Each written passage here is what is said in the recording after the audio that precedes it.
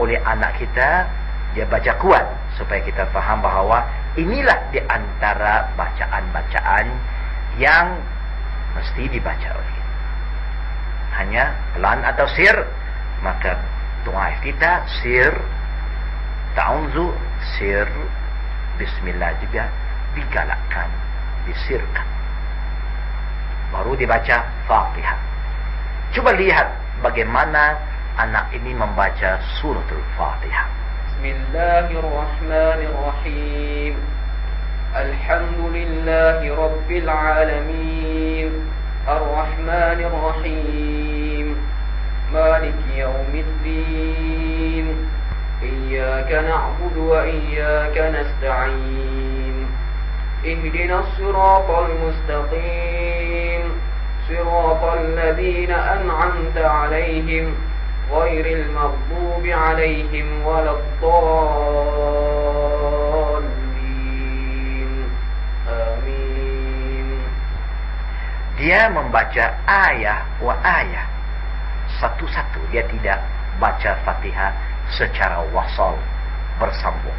Karena itulah adab Nabi kita Muhammad sallallahu alaihi wasallam membaca suratul Fatihah.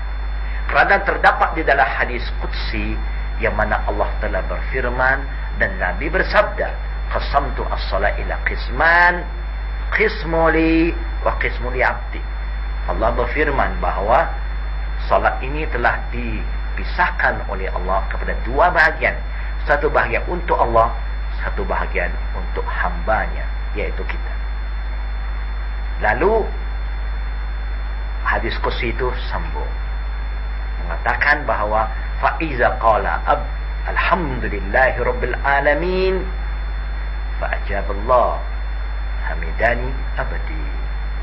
Bila hambaku baca alhamdulillahi rabbil alamin, dan memang dia akan waqaf, berarti dia tarik nafas ketika, lalu Allah akan jawab hamidani abdi ila akhir ayat.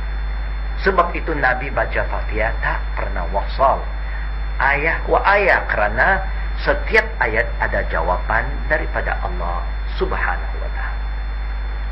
Kerana Fatihah itu merupakan doa, munajat, ya, kita kepada Allah Subhanahu wa ta'ala.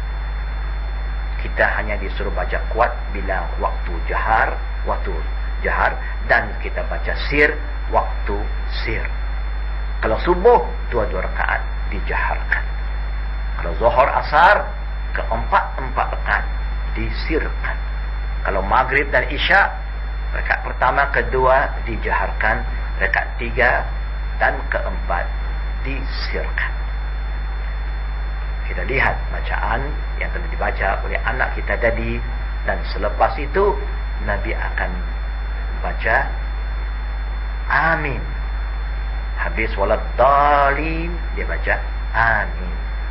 Dan tidak pula Nabi tambah apa-apa sebelum dia baca amin.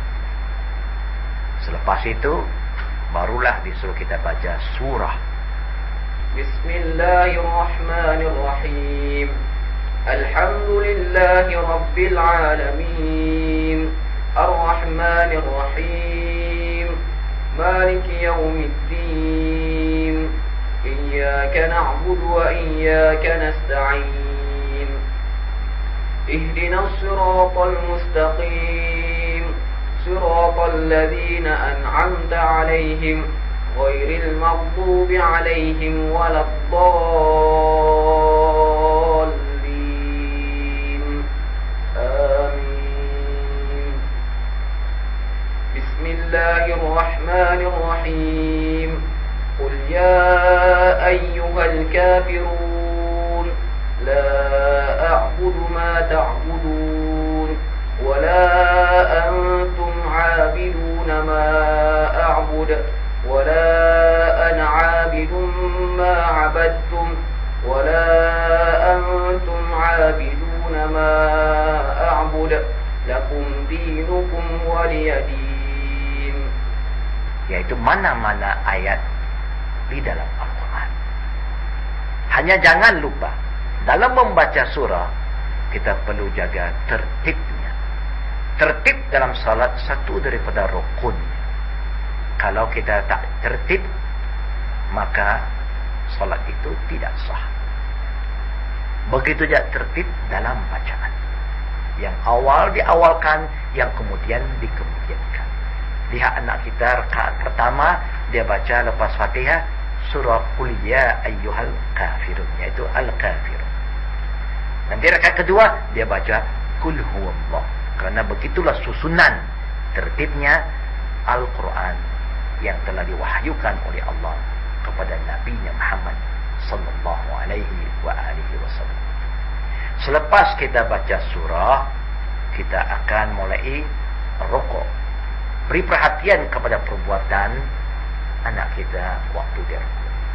Ikut hadis Nabi Muhammad sallallahu alaihi wa alihi wasallam, apabila dia nak rukuk, dia angkat lagi kedua tangannya.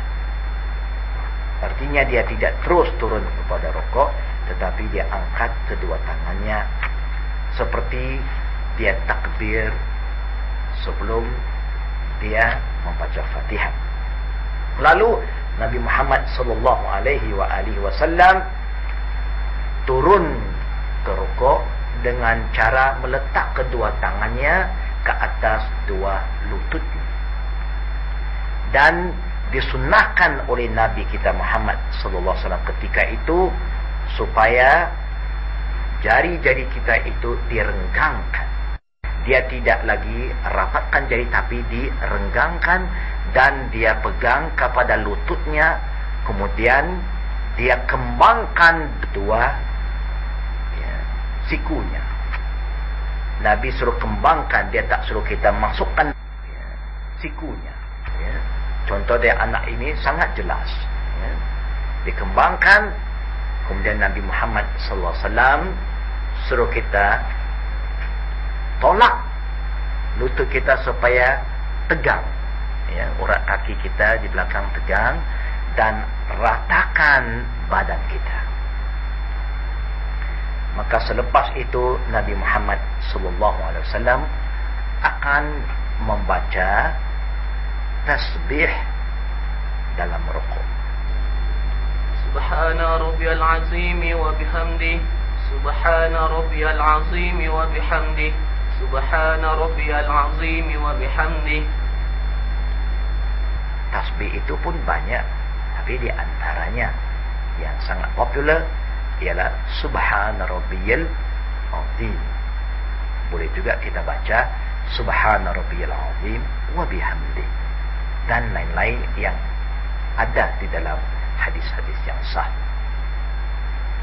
Selepas kita baca 3 kali minimumnya, maka Nabi Muhammad SAW akan bangun daripada rukuk ke iktidal.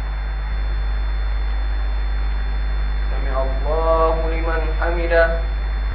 Anak kita akan bangun dengan mengangkat dua tangan dia sekali lagi, seperti waktu dia nak turun ke rukuk. Kerana itulah tempat yang selalu diangkat oleh Nabi kita Muhammad sallallahu alaihi wasallam. Lalu bila kita bangun daripada rukuk, kita disuruh untuk mengikut Nabi Muhammad SAW ialah membaca Sami Allahu liman hamidah, dan kita sambung dengan Rabbana lakal ham atau Rabbana walakal ham atau Allahumma Rabbana lakal ham. Dan selepas kita bangun daripada rukuk, Nabi Muhammad SAW ingatkan umat ini supaya jangan lupa untuk tegakkan tulang-tulang badan kita supaya dia berdiri tegak kembali seperti mana